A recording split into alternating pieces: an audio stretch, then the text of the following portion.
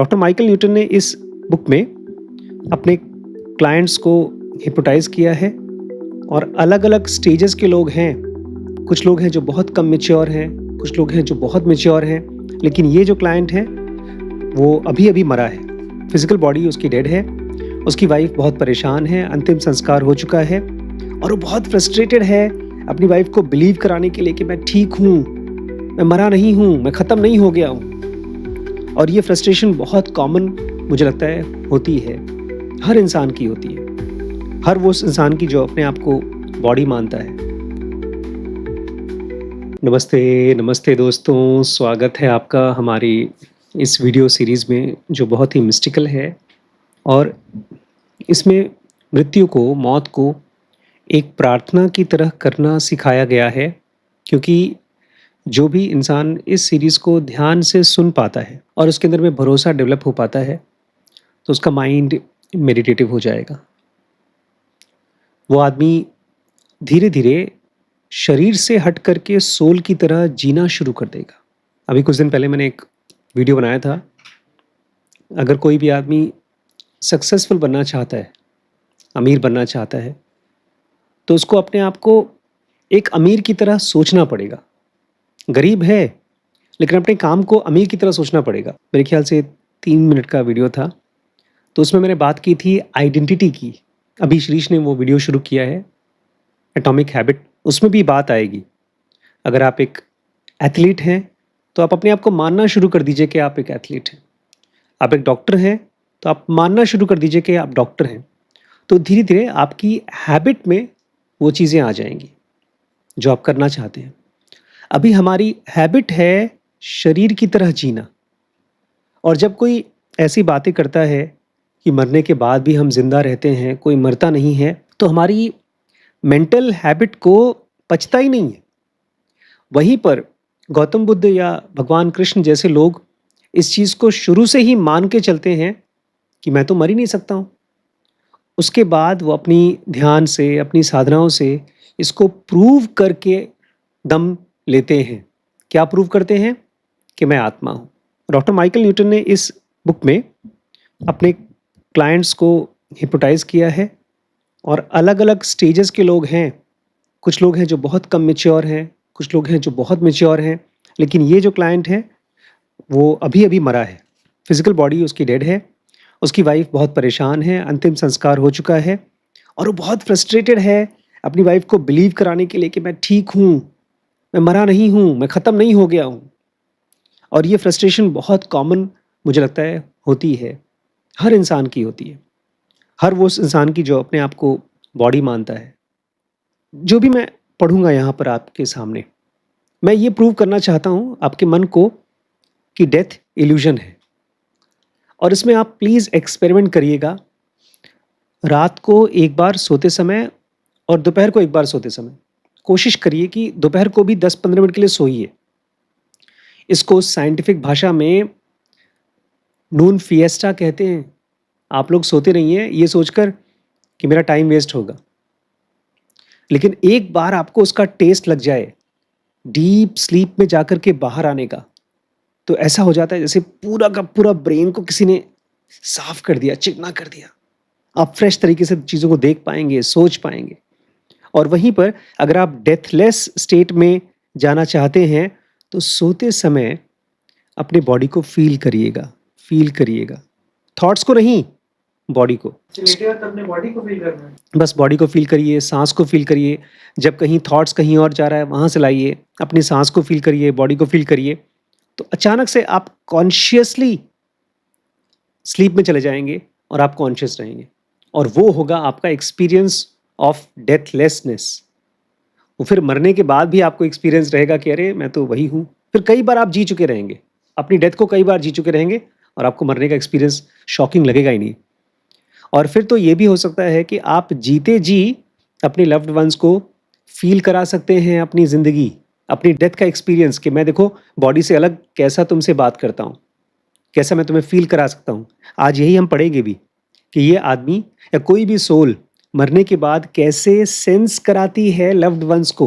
Doctor Newton बोल रहे हैं अपने क्लाइंट से जो अभी भी मरा है, मतलब वो हिप्नोटाइज्ड स्टेट में है, प्लीज़ मुझे बताओ तमानो कि तुम अपनी वाइफ़ को उसके ग्रीफ़ में से, दुःख में से कैसे निकाल रहे हो? कौन-सी टेक्नीक यूज़ कर रहे हो? माइंड को नहीं पता है क्या करना है, लेकिन नेचर को पता है।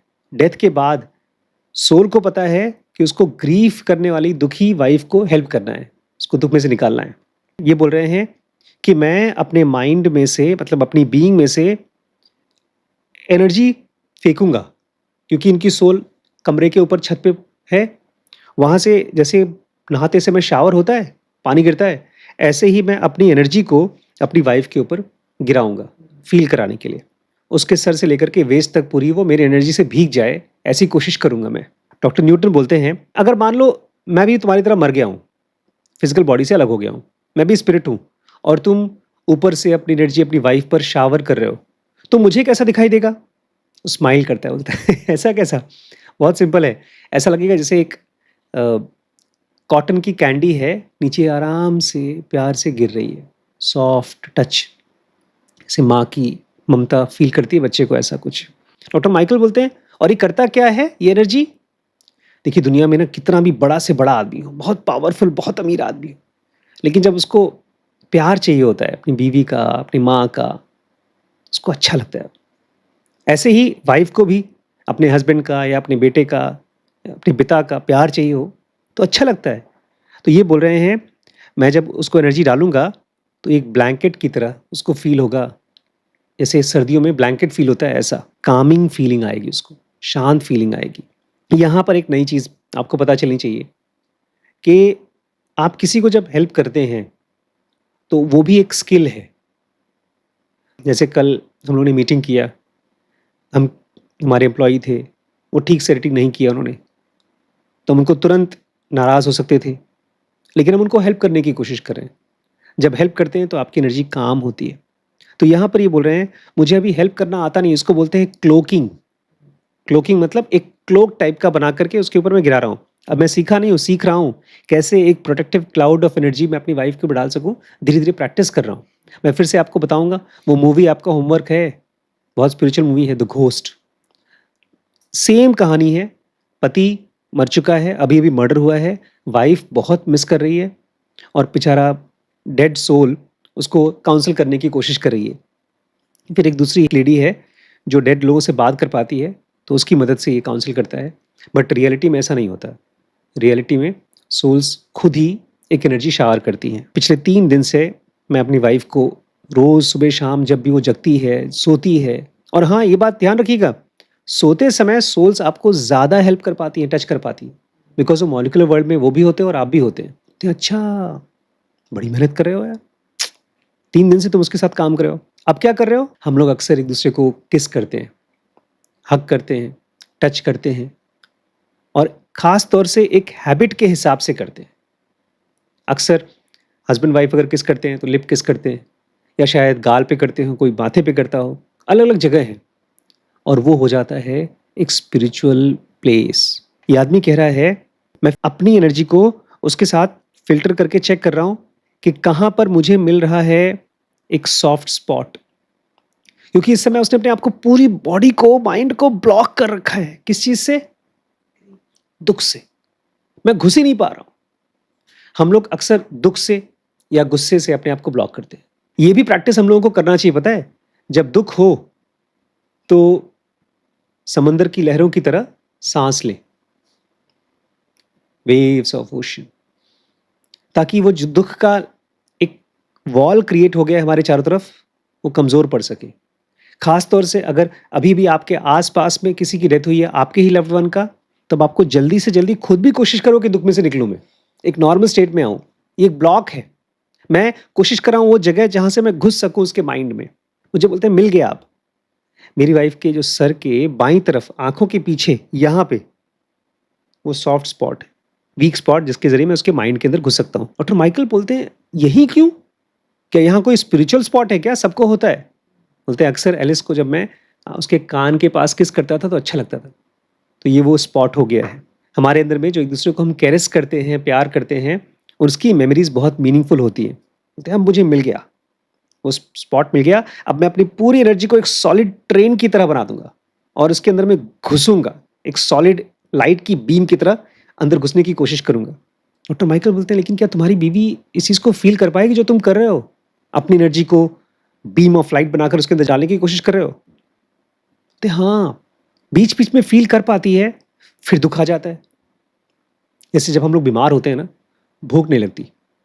मेरा ऑपरेशन जब हुआ था, तो भूख नहीं लग रही थी। 1 दिन, 2 दिन ज़बरदस्ती खाना खाना पड़ रहा था। फिर अचानक से तीसरे दिन मुझे भूख लगी, मुझे बड़ा अच्छा लगा। ऐसे ही यहाँ पर ये अपने हस्बैंड को जो फिज़िकल बॉडी छोड़ चुका है, उसको मिस कर रही है। अचानक से फ़ील कर रही है, फिर मिस कर रही है, फ़ील कर रही है। मिस क्यों कर रही है? क्योंकि मर गया। और फ़ील क्यों कर रही है? क्योंकि है वो, वहीं पर है और फ़ील करा रहा है वो। बोलते हैं फिर मैं अपनी इस बीम को और मजबूत करता हूँ। अपने ढेर सारे थॉट्स ऑफ लव भेज रहा हूँ। डॉक्टर माइकल बोलते हो तो ठीक है तुम कर रहे हो, लेकिन क्या ये काम कर रहा है तुम्हारी वाइफ के ऊपर? बोलते हैं, हाँ बिल्कुल दिख रहा है मुझे। हम जब दुखी होते हैं ना, तो हमारी एनर्जी पैटर्न डार्क हो जाती है। बोलते हैं अब वो डार्क पैटर्न धीमे-धीमे खत्म हो रहा है। उसके इमोशंस में शिफ्टिंग हो रही है। अब धीमे-धीमे उसका रोना कम हो रहा है। ये इंपॉर्टेंट पॉइंट है। मैंने आपसे क्या कहा था? अगर डेथ को एक्सपीरियंस करना है तो बॉडी को सेंस करो, और बॉडी को सेंस करना है तो आस-पास की चीज़ों को देखो। लेकिन उसके लिए आपको कुछ देर इससे दूर रहना पड़ेगा, क्योंकि ये आपको ले जाता है थॉट्स में, इमोशंस में, डिस्ट्रैक्शंस में। बोलते हैं अब मेरी बीवी को थोड़ा-थोड़ा आस-पास देख रही है, मुझे सेंस कर पा रही है। अब वो मुझे मिल गई है। उसको फ़ील हो रहा है कि मैं हूँ यहाँ पे। डॉक्टर माइकल बोलते हैं, तुम्हारा काम खत्म हो गया फिर तो? काम खत्म हो गया कि नहीं? वो मुझे लगता है कि ठीक हो गई है। अब मेरे जाने का समय आ गया है। मैं उसका ध्यान रखूँगा, वॉच ओवर करूँगा। ऐसा नहीं कि मैं चला जाऊँगा, लेकिन अब वो अपना ध्यान रख पाएगी। मुझे भी तो अपना काम करना है, आगे की जर्नी पे जाना है। लास्ट में डॉक्टर माइकल बोलते हैं, अब तुम चले जाओगे? अपनी वाइफ़ को दोबारा एलिस को कॉन्टैक्ट नहीं करोगे अब तुम? बोलते हैं, ऐसे कैसे बोल रहे हो? वो मेरी प्यार है। मैं उसको हमेशा कॉन्टैक्ट में रहूँगा। जब भी उसको मेरी ज़रूरत होगी, खट से उसके पास आ जाऊँगा। तो जो भी इंसान शरीर छोड़ के जाता है, वो आपके पास 24 घंटे अवेलेबल रहता है। एक बड़ी ख़ास बात है, वो थॉट्स में नहीं जाता अब, वो मोबाइल नहीं चलाता, उसका एक्स्ट्रा मैरिटल अफेयर नहीं होता, जंक फूड नहीं खाता, वो बीमार नहीं होता, क्योंकि अब बॉडी की स्टेट से फ्री हो गया है। अब वो अपने माइंड को फ़ोकस कर पाता है। लेकिन जितना जीते जी जगते हुए आपके माइंड में फ्रैगमेंटेशन है, लैक ऑफ फोकस है, डिस्ट्रैक्शन है, उतना ही मुश्किल होती है आपको मरने के बाद अपनी लव्ड वंस को हेल्प करने में। तो इसलिए मैच्योर सोल बनिए और फ़ील करिए और फ़ील कराइए अपने लव्ड वंस को मरने के बाद भी। और क्या फ़ील करिए? कैसे कराएँगे आप? अपनी साँस को फ़ील करिए, जीते जी। और क्या फ़ील करिए? बॉडी को फ़ील करिए। अगर आप केवल 5 मिनट के लिए अपनी बॉडी को और अपनी साँस को फ़ील करें, तो आप अचानक से सोल के पास पहुँच जाएँगे। यही काम गौतम बुद्ध दिन भर करते थे। जब भी उनको याद आता था, वो साँस पे ध्यान देते थे। जब खाना खाते थे, तो खाने पे ध्यान देते थे। वो मरने से पहले मर चुके थे। कहना चाहिए वो जी चुके थे, मरने से पहले जी चुके थे। ठीक है? कल और पढ़ेंगे हम।